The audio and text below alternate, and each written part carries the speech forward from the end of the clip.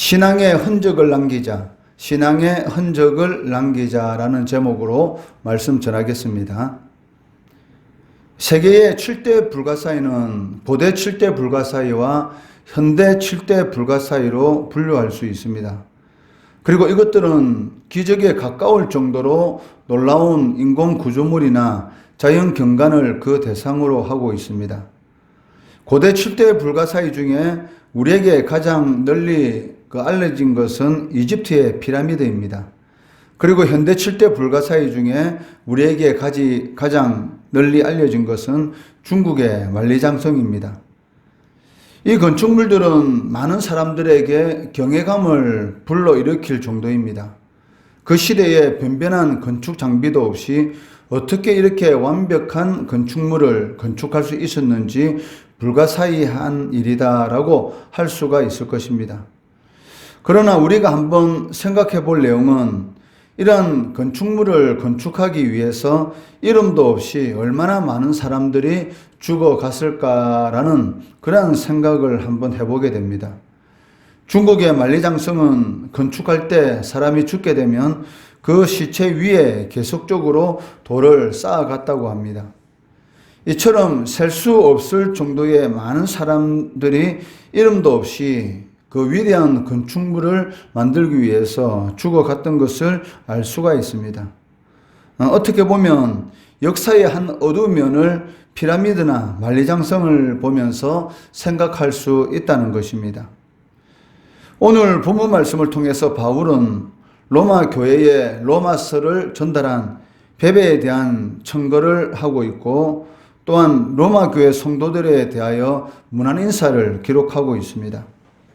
사실 바울의 선교 사역 뒤에는 각양각층에서 알게 모르게 바울을 도왔던 많은 성도들의 눈물 어린 헌신이 있었습니다.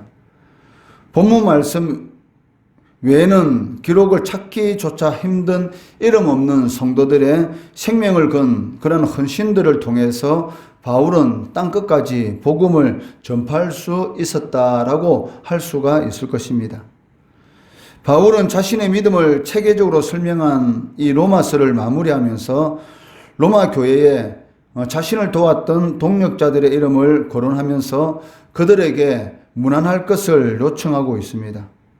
그들 가운데 갱그레아 교회의 일꾼인 베베 자매는 로마 교회에 로마서를 전달한 사람입니다. 바울은 그녀가 특별히 자신의 보호자가 되었다라고 고마워하고 로마 교회에 그녀를 추천하고 있습니다.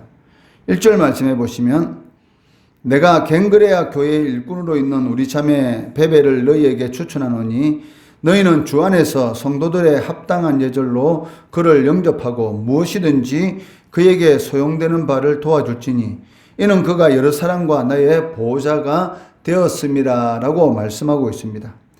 여기 바울의 보호자가 되었다라는 것은 바울을 비롯해서 믿는 자들의 든든한 후원자가 되었다라는 그런 의미를 가지고 있습니다. 이어서 바울은 자신을 위해서 자기들의 목까지도 내어놓은 브리스가와 아굴라 그리고 아시아에서 처음 그리스도를 영접한 에베네도 그리고 로마 교회를 위하여 수고한 사람들과 바울과 함께 옥살이한 사람들 노예 출신이지만 교인이 된 사람들, 로마 항실에서 믿음을 받아들인 사람들, 또한 예수님의 십자가를 대신 졌던 구레네 시몬의 아들 루포와 그의 어머니 등등 많은 그런 사람들의 이름을 언급하고 있는데 이들에게 바울은 자신을 대신해서 로마교회 성도들이 문안해 줄 것을 요청하고 있다는 것입니다. 그 이유는 이들이 교회를 위해서 특별히 헌신하였기 때문이고 또한 바울 자신이 그들에게 각별한 관심이 있다. 즉 자신이 그들에게 고마워하고 있다라는 것을 나타내기 위함인 것을 알 수가 있습니다.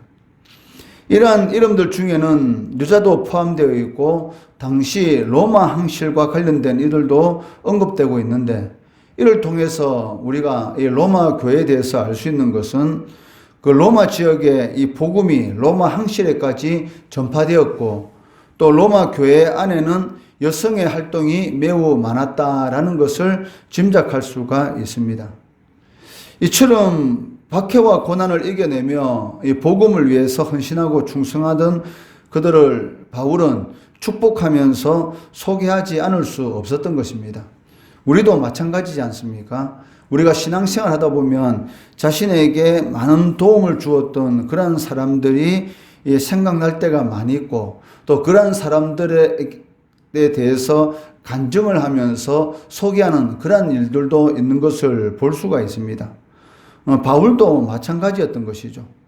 자신이 복음을 전하는데 헌신하고 충성하였던 그러한 사람들을 얼마나 축복하고 싶었고, 또 그런 사람들을 소개하고 싶은 그러한 마음은 이루 말할 수가 없었습니다. 그러나 여기에 기록된 이름 외에도 많은 성도들이 아마 이 바울 사도를 도왔을 것입니다. 비록 여기에는 기록되지 않았지만 하나님 앞에 놓여 있는 이 생명책, 그리고 다른 책에는 하나님을 위한 그 헌신자들의 이름과 그들이 한 일들이 일일이 다 기록되어 있다라고 할 수가 있습니다. 요한계시록 20장 12절 말씀해 보시면, 또 내가 보니 죽은 자들이 큰 자나 작은 자나 그 보좌 앞에 서 있는데 책들이 펴 있고 또 다른 책들이 펴졌으니 곧 생명책이라. 죽은 자들이 자기 행위를 따라 책들에 기록된 대로 심판을 받으니라고 기록되고 있습니다. 사람은 반드시 한 번은 죽게 됩니다. 그리고 죽음 이후에는 하나님의 심판대 앞에 서게 될 건데, 그 심판대 앞에는 생명책 외에 여러 책들이 펴져 있다라고 말씀하고 있고, 그 책들에 기록된 자신의 행위에 따라서 반드시 하나님 앞에 심판을 받게 될 것이다 라고 말씀하고 있다는 것입니다. 우리도 하나님 앞에 서게 될 것입니다.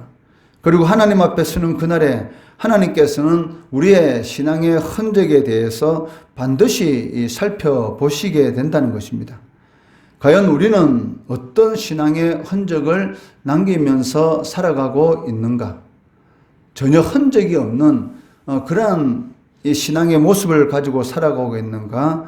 아니면 바울처럼 내 몸에 예수 그리스도의 흔적을 가졌다라고 고백하는 것처럼 그러한 주님께서 걸어가신 그러한 십자가의 길을 걸어가는 그러한 신앙의 흔적을 남기는 그러한 신앙의 삶을 살아가고 있는가? 오늘 이 새벽 시간에 우리 자신의 신앙의 모습을 바라보면서 하나님이 기뻐하는 그런 신앙의 흔적을 남기고 있는가에 대한 그런 오늘 말씀 제목처럼 자신의 신앙의 모습을 돌이키며 한번 생각해 볼 수 있는 그런 귀한 시간 되기를 주의 이름으로 축원합니다.